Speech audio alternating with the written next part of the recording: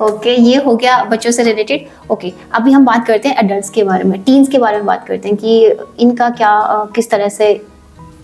Teen age में health, मुझे लगता है कि सबसे कम जो कॉम्प्लिकेशन होते हैं हेल्थ के, थोड़ा सा हार्मोनल चेंजेस होते हैं, थोड़े एग्रेसिव ज्यादा हो जाते हैं जनरली। नहीं, वो भी हार्मोन्स का ही एक पार्ट है। बच्चे को लगने लगता है कि यार तुम तो ताकतवर हो गए हो। कई बार इस तरीके के इशू आते हैं कि मदर फादर से उनके डिस्प्यूट रहते हैं, वो थिंकिंग को लेके रहते हैं। वो माइंड का वो बहुत कनेक्ट। लेकिन जो नेचुरल जो वैसे चैलेंजेस हैं बच्चे को हेल्थ से लेके, वो बड़े कम होते हैं। टीनेज बड़ी अच्छी एज होती है।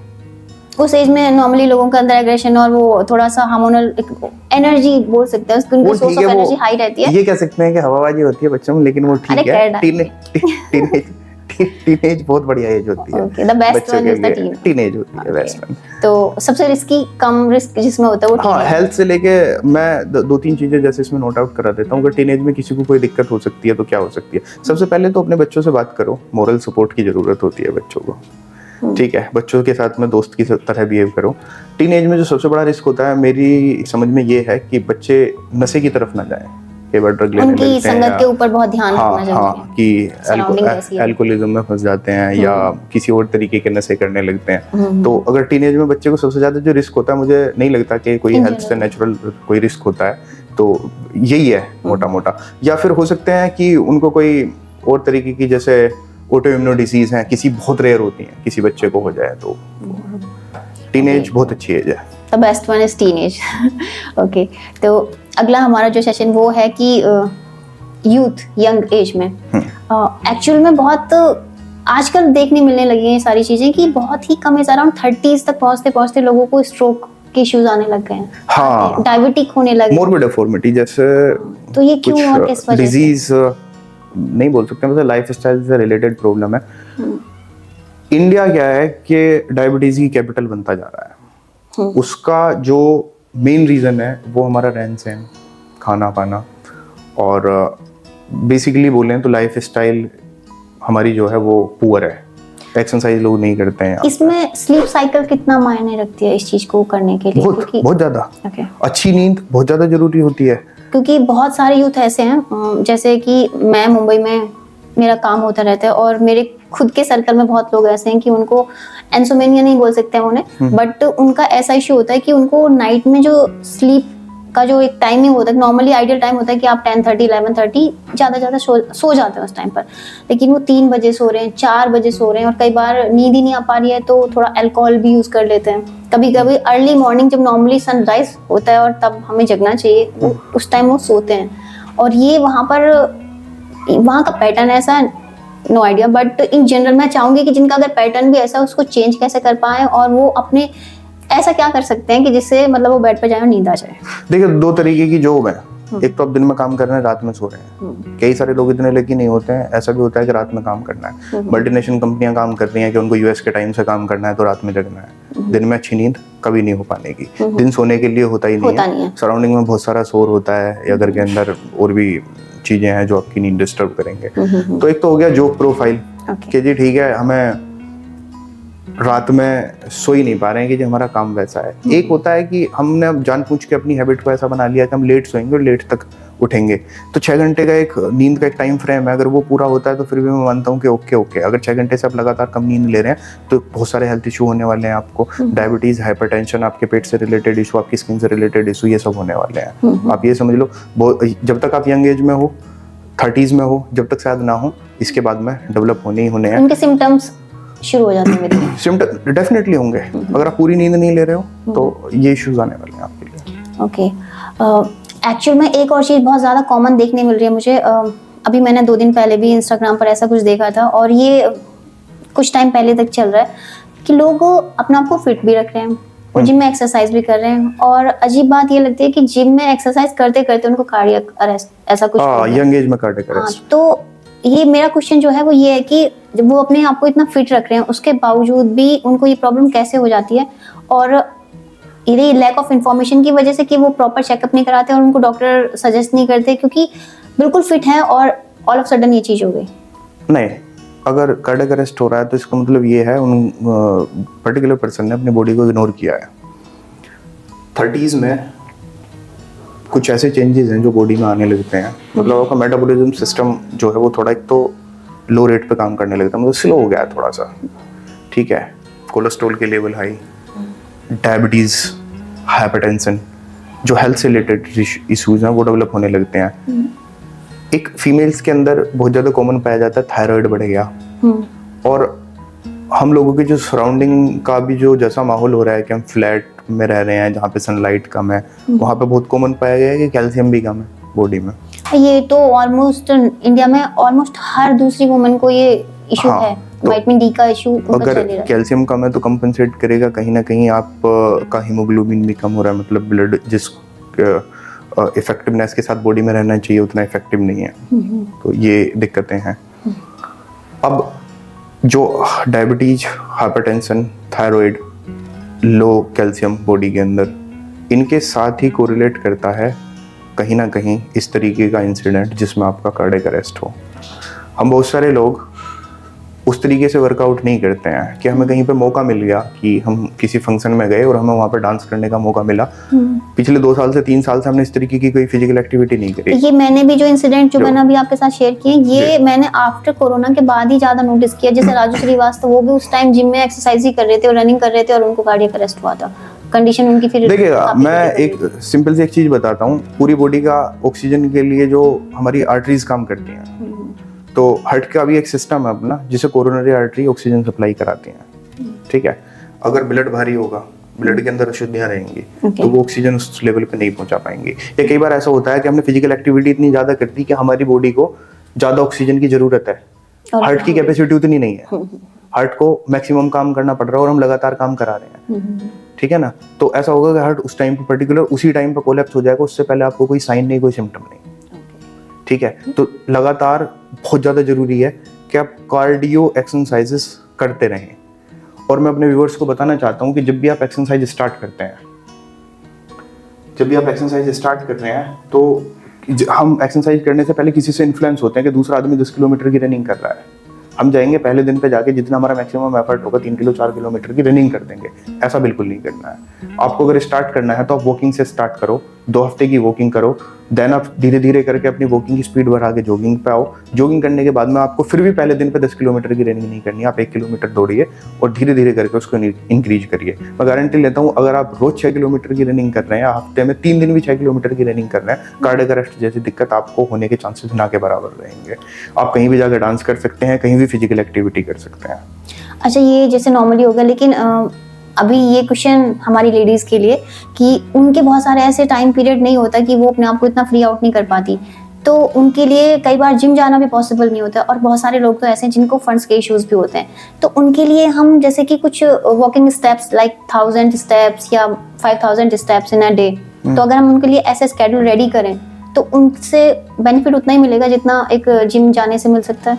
मुझे ऐसा लगता है जो किटी पार्टी का जो कल्चर है ना, उसको बंद करके कोई एक्सरसाइज का कल्चर ऐड करना चाहिए कि सब इकट्ठे हैं और मिलके चलो सब एक्सरसाइज करते हैं। आज के ये बहुत लेडीज शायद इससे डिसएग्री करेंगी, किटी पार्टी उनकी एंजॉयमेंट उनके लिए होती है, लेडीज ठीक है, घरों के अंदर से इंपॉर्टेंट कुछ नहीं है। घरों के अंदर जो लेडीज हैं वो मैं मानता हूँ वो उनके बॉडी का शेप साइज वो सबसे ज्यादा डिस्टर्ब है, आदमियों से ज्यादा लेडीज लोगों का है। उसकी वजह से उनके माइंड स्विंग्स बहुत ज्यादा होते हैं, फ्रस्ट्रेशन बहुत जल्दी उनमें आने लगी है। 2 रीजन बताता हूँ। घर के अंदर रहने पे क्या होता है, हम छोटे स्नैक्स लेते हैं कि हमने फ्रिज खोला, कुछ भी उठाया, खा लिया। आपके खाने का जो टाइम होता है ना वो फिक्स होना चाहिए। एक मील से दूसरे मील के बीच में 4-5 घंटे का कम से कम गैप हो। आप ऐसा नहीं कर सकते कि आप किचन में गए और आपने कुछ भी उठा के खाया। आपको जो खाना है वो पहले से फिक्स होना चाहिए। आपकी बॉडी का शेप इसीलिए खराब हो रहा है ना कि आप लगातार खा रहे हैं, छोटे स्नैक्स ले रहे हैं, आप भूखे हैं, आपने प्रॉपर ब्रेकफास्ट नहीं किया, लेकिन हुआ क्या है कि आपने उसके बीच में 5 छोटे मील ले लिए, जिसमें कि ये भी हो सकता है कि आपने 2 अंगूर उठा के खा लिए हैं, 1 गाजर खा लिए, ये भी नुकसान देता है। लगातार आप जो है काम करा रहे हो, बॉडी से न्यूट्रिशन पूरा दे नहीं रहे हो, फिर आप बाद में खाओगे तो ये पहला और वो सारा मिलके जो भी आपने नई चीजें खाई हैं वो बहुत अच्छा डाइजेशन आपका नहीं रहने देगा। एक तो हो गया इशू ये। दूसरा ये है, आपने बताया कि फंड के इशू हैं कि जी हम जिम ज्वाइन नहीं कर सकते। ये जो मैंने फंड का बोला ये इसलिए बोला क्योंकि बहुत लोग ऐसे हैं, और ये पॉडकास्ट सिर्फ एनसीआर में नहीं, बहुत सारी अलग जगह पर, जैसे मुंबई में मोस्टली स्ट्रगल बहुत होता है वहाँ पर। तो बहुत सारे ऐसे हैं जो लड़के भी लड़कियां भी जो पीजी में रह रहे होते हैं, उनके बजट उतने नहीं होते। कई बार तो कुछ लोग तो गुस्से में घर से जाते हैं वहाँ पे काम करने के लिए। तो मैंने जो पर्सनली देख रखे हैं तो मुझे आइडिया है उसका। तो उनके लिए भी हम कुछ चाहेंगे जरूर ऐसा कि जहाँ पर उनका एक्सपेंस कुछ होना और उनकी हेल्थ प्रॉपर मेंटेन अपने आप, क्योंकि उनके लिए अपना आप को फिट रखना बहुत जरूरी भी है। नहीं, मैं इसमें थोड़ा सा असहमत हूँ। ओके। हेल्थ और नेचर फ्री ऑफ कॉस्ट है। वो बताएं ऑडियंस को कैसे कर सकते हैं। हेल्थ और नेचर जो है बहुत एक्सपेंसिव है क्योंकि उसमें मेहनत लगती है, लेकिन फ्री ऑफ कॉस्ट है। आप नेचर से और हेल्थ से सीधे कनेक्टेड हैं, उसके बीच में कोई बैरियर नहीं है। उठो और निकल जाओ और रनिंग करके आओ, जॉगिंग करके आओ, आप ग्रीन एनवायरनमेंट में टाइम बिताएं। जरूरी नहीं है आपको जिम में जाके पसीना बहाना है। जिम के तो 2-3 कॉम्प्लिकेशन और भी हैं, एक अनहाइजीनिक भी होते हैं कि अभी कोई दूसरे एक्सरसाइज करके गए फिर आप बहुत सारा पसीना लोग वहाँ पे निकालते हैं। हाँ, बैक्टीरिया इश्यूज वो तो होता ही है। हाँ, कई बार स्किन से रिलेटेड या इस तरीके की बहुत दिक्कत ज्यादा आती होता है। है। हाँ, साइकिलिंग कर सकते हैं, एक साइकिल लो, साइकिल चला के आओ। अच्छा, बहुत सारे लोग जैसे कि कॉस्मेटिकली दिखाने के लिए जिम जाते हैं। हाँ, ये बहुत कॉमन हो गया। हाँ, कि अच्छी बॉडी, सॉरी मैं किसी को पर्सनली टारगेट नहीं कर रही हूँ, बट इंस्टाग्राम पे मुझे हर दूसरी रील में लड़कियां या लड़के करते हैं ये चीज कि 2 बम डोले शोले यूज किए एंड देन पोस्ट रील और फोटोज या रील्स के थ्रू। आप उस पे बात कर रही हो कि 2 एक्सरसाइज 10 फोटो 25 रील। ये बहुत कॉमन है, ये आप सबके लिए जो कर रहे हैं। तो उनसे इंस्पायर नहीं होना, जेन्युइन हेल्थ को इंस्पायर करना खुद को। हाँ, बताएंगे अभी। हाँ, वो प्रोफेशनल हो सकता है, वो इंस्टाग्रामर हो या ठीक है, रील बनाइए, अच्छी बात है, दूसरे लोगों को मोटिवेट करें। अच्छा, जो जिम जाते हैं ना वो कॉस्मेटिकली अच्छा दिखने के लिए, अच्छी बॉडी बनाने के लिए जाते हैं। एक ऐसे लोगों की कैटेगरी है जो अच्छा दिखना नहीं चाहते लेकिन फिट रहना चाहते हैं। वो आपको साइकिल चलाते हुए मिलेंगे मोस्टली। हाँ, वो आपको जॉगिंग करते हुए मिलेंगे, वो आपको कोई एडवेंचर ट्रिप करते हुए मिलेंगे। एडवेंचर ट्रिप करने के लिए, कहीं पे आपको हाइकिंग करने के लिए बहुत ज्यादा एफर्ट, बहुत ज्यादा ताकत और मेंटली स्ट्रांग होना पड़ेगा। तो ऐसे भी लोग हैं। माउंटेनियरिंग करने के लिए हमेशा पहले मेंटली और विल पावर बड़ी स्ट्रांग होनी होती है क्योंकि रिस्क होता है। तो वो, और दूसरी बात ये है कि वो सस्ता शौक नहीं है, वो महंगा शौक है। हाँ, उसमें फिजिकल हार्ड वर्क बहुत ज्यादा है और लोग शायद अफोर्ड भी ना कर पाए उतना। कहते हैं यार कौन ही जाएगा। एक चीज हमेशा हमें समझनी चाहिए, ultimately we are human beings, हम भी नेचर है, हम प्रकृति हैं, ये बात हमें समझनी चाहिए। वो है ये कि हम 5 सोर्सेज से मिलकर बने हैं, तो हमें हमारे अंदर भी वो सारी चीजें हैं, लेकिन हम बाहर उस चीज को मिस कर रहे हैं। तो हम जो चीजें हो रही है ना, जितनी ज्यादा टेक्निकल और जितनी ज्यादा फैसिलिटी, तो उसका यूटिलाइजेशन कम है और वो नेगेटिव इम्पैक्ट ज्यादा कर रहा है। उसी से बचाना है लोगों को कि प्लीज बच जाओ यार, ठीक रखो खुद को। तो ये एक वो टॉपिक था जो जिसमें मतलब मैंने पर्सनली अजीब लगता है सुन के कि यार इतना यंग एज में आज ठीक था और कल वो है नहीं, और हम फिर देख ही नहीं पा रहे उस इंसान को।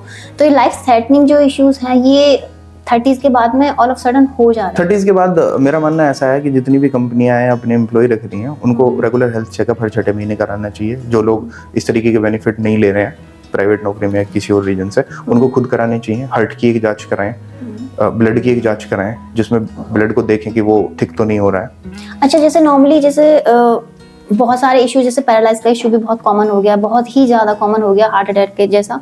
तो प्री सिम्टम भी तो कुछ इन चीज़ों के ना, जैसे कि मैंने अपने सुना और थोड़ा नियर बाय देखा भी है कि जैसे राइट साइड में हुआ है तो फिंगर्स एकदम स्टिक हो गई हैं, मूव नहीं कर रही हैं, बेंड नहीं हो पा रही हैं। तो ये एक स्ट्रॉन्ग सिम्टम था लेकिन लोग इग्नोर कर देते हैं। लेकिन इससे लाइटर साइड भी कोई सिम्टम जरूर होते होंगे लोगों को कि जैसे किसी को, जैसे मैंने अभी जिक्र किया कि हार्ट अटैक हुआ जिम करते करते हुआ, तो ऐसा कोई तो सिम्टम उन लोगों को पहले मिलता होगा कि हार्ट अटैक में एक कंडीशन होती है साइलेंस हार्ट अटैक भी होता है, मतलब कोई सिम्टम ही नहीं आएगा, आपको पता ही नहीं चलेगा। वो सोते सोते जो हो जाता है नहीं, चलते चलते हो गया, बैठे बैठे हो गया। ओके। हार्ट में कुछ ऐसे ग्राफ्स आए कि वो हार्मफुल है, ना आपको पता चला ना किसी को पता चला। अच्छा, हार्ट अटैक क्या है कि बहुत कम मौका देता है, इसमें 20% 25% लोग ऐसे होते हैं कि जिनको फर्स्ट हार्ट अटैक हुआ है और इसी में नहीं रहे हैं। हाँ, नहीं रहे हैं। और कई बार ऐसा होता है कि हम रेगुलर हेल्थ चेकअप के लिए गए, डॉक्टर ने बताया कि आपका हार्ट तो हेल्दी नहीं है, आपको ये मेडिसिन तुरंत स्टार्ट करनी पड़ेंगी। कई बार ऐसा होता है कि हार्ट अटैक हुआ, हम हॉस्पिटल रश करे, पहुंच गए, जान बच गई, बोलते हैं ना कि स्टंट डाल दिए डॉक्टर ने, तो कोरोनरी आर्टरी आपकी हेल्दी नहीं है, उस टाइम पे उनको एंजियोप्लास्टी करनी पड़ती है और आपको लंबे टाइम तक जो दिल से जुड़ी हुई दवाएं हैं वो खानी पड़ेंगी। तो वो लकी लोग होते हैं जो डॉक्टर के पास पहुंच गए और आइडेंटिफाई हो गया और पता चल गया। तो ये लगातार चलने वाली प्रक्रिया है, हार्ट अटैक फिर भी हो सकता है। अच्छा, एक और चीज मुझे डिस्कस करनी है इसमें कि नॉर्मल जैसे अल्कोहल का लोग यूज कर रहे होते हैं, लेकिन कुछ बहुत फ्रिक्वेंट चेन स्मोकर और बहुत यूथ हैं, बहुत यंग हैं और मतलब अराउंड 20s और 28 30s इस वाली एज में, बट उनका काम भी ऐसा होता है और उनको इतनी एडिक्शन हो चुकी होती है कि उन्हें ऐसा लगता है कि वो पूरी तरह से फिजिकली फिट हैं, लेकिन जो पैसिव स्मोकर होते हैं जो उनके नियर बाय रहते हैं, जैसे फैमिली में या फिर बच्चे भी रहते हैं या बड़े भी रहते हैं, तो उनके लिए क्या प्रिकॉशन है कि उनको कैसे इस चीज से मतलब वो क्विट भी करना चाहते हैं, हो सकता है कि कई बार ट्राई करते हैं और वो क्विट भी नहीं कर पाते, लेकिन पैसिव स्मोकिंग कितनी इफेक्ट करती है? अगर आप करोगे ब्रेन स्ट्रोक की बात या हार्ट स्ट्रोक की बात जिसमें हार्ट अटैक है, तो इसका जो सबसे पहला रीजन है ना वो स्ट्रेस है, कि आप किसी चीज को लेके स्ट्रेस ले रहे हो। और स्ट्रेस मेंटल भी हो सकता है, फिजिकली भी हो सकता है। स्ट्रेस कम करने के लिए अगर आप स्मोकिंग कर रहे हो, then you are giving more stress to body. दो चीजें हो गई। ये इन्फॉर्मेशन है, आप प्लीज आगे सुनना, अभी आगे डिटेल इसको पूरा देखना। अभी क्या है कि आप स्मोकिंग करने लगे हो स्ट्रेस कम करने के लिए, लेकिन अल्कोहल भी साथ में चलता है उनका। अल्कोहल भी चलता है। तरीका यही होता है कि हमने अल्कोहल लिया, स्मोकिंग करी, उसके बाद हम रिलैक्स होकर सो गए। कुछ भी उनका काम चल रहा है वो, तो इससे क्या है कि आपका फिजिकल स्ट्रेस तो कम हो सकता है, मेंटल बढ़ेगा, ठीक है ना। बढ़ेगा तो उसकी डोज भी बढ़ेगी। इसमें क्या होगा कि आप दिमाग को बार बार रिलीज करते रहेंगे, लेकिन उसके शरीर पर अच्छे असर नहीं होते हैं। आपका स्ट्रेस बढ़ता रहेगा। जब भी हम कभी आइडेंटिफाई करते हैं कि किसी पर्सन को स्ट्रोक हुआ है, तो बहुत कॉमन होता है या तो वो डायबिटिक हैं, हाइपरटेंसिव हैं, और अगर इन दोनों चीज़ों में से कोई सी नहीं है तो वो अल्कोहल कंज्यूम कर रहे हैं, वो चैन स्मोकर है। मतलब कॉमन केसेस बहुत ज़्यादा ये होता है। तो उसमें जैसे चैन स्मोकिंग वाली जो मैंने अभी आपसे जिक्र किया, इसमें बहुत लोग ऐसे होते हैं कि जैसे उनकी मैरिज हो गई और बेबीज का आगे वो मतलब अपना जनरेशन, अपना फैमिली प्लान कर रहे हैं, तो उनके स्मोकिंग की वजह से बच्चे के ऊपर भी इस चीज़ के कुछ इफेक्ट पड़ते हैं नेगेटिव बहुत ज़्यादा? अगर इसमें ऐसा तो नहीं है, कई बार ऐसा होता है मदर फादर दोनों अल्कोहलिक हैं, तो कॉम्प्लिकेशन बच्चे में आ सकते हैं। छोटे बच्चों को घर के अंदर अगर आप स्मोकिंग कर रहे हो तो पैसिव स्मोकर छोटा बच्चा है आपका। स्मोकिंग के जो, लेकिन मुझे पर्सनली, मुझे कोई मेरे नियर अराउंड करे, मुझे सफोकेशन फील होती है। ऐसा होता है कि अगर आप पिछले 10 साल से 20 साल से स्मोकिंग कर रहे हैं, बहुत सारे लोग होते हैं ना कि हम तो भाई साहब पिछले 20 साल से सिगरेट पी रहे हैं, आज तक तो हमें कोई दिक्कत हुई नहीं। अगर आप 20 साल से सिगरेट पी रहे हो ना, तो एक चीज जब आप 50-60 में पहुंचोगे, एक होती है condition COPD, chronic obstructive pulmonary disease, जिसके अंदर क्या है कि आपके सांस छोटे होंगे और आपके अंदर कार्बन डाइऑक्साइड का बॉडी को हैबिट हो जाएगी। कार्बन डाइऑक्साइड मैं बेसिकली बताऊं तो वो डेवलप 100% होगी। ऐसा हो नहीं सकता कि आपको COPD डेवलप ना हो। ओल्ड एज में आप फिजिकल एक्टिविटी करने के लिए एक्टिव नहीं रहोगे, आप कर ही नहीं पाओगे। अगर आप करने की कोशिश करोगे, आपके हार्ट के ऊपर लोड पड़ेगा, आपके लंग्स के ऊपर लोड पड़ेगा। जो ये बोल रहा है ना कि भाई साहब मैं पिछले 20 साल से सिगरेट पी रहा हूँ, मुझे कुछ नहीं हुआ, भाई साहब आप 50-55 क्रॉस करो, COPD आपको डेवलप होने वाली है। प्लीज मत करो ऐसा कुछ भी अपनी हेल्थ के साथ में कि इतना रिस्क आ जाएगा। आगे फैमिली को बहुत सारी सफर करनी पड़ रही होती है, क्योंकि कई बार क्या होता है बच्चे बहुत इतने इंडिपेंडेंट भी नहीं होते और पेरेंट्स के साथ में ऐसे मेजर इश्यूज हो जाते हैं, वो फिर बच्चे सर्वाइव नहीं कर पाते उस चीज में। मेंटली स्ट्रेस भी होता है फैमिली के लिए भी, और खुद की हेल्थ के साथ प्लीज मत करना। हमें इतनी सारी इन्फॉर्मेशन मिल रही है जो कि मैंने सोचा नहीं था इतना चीज इतनी इंटरेस्टिंग होगी और इतनी हेल्पफुल होने वाली है ये आगे व्यूअर्स के लिए। एक और क्वेश्चन मेरा है, हमारा एडल्ट का भी हो गया, तो जो ओल्ड एज में आते हैं लाइक 45 से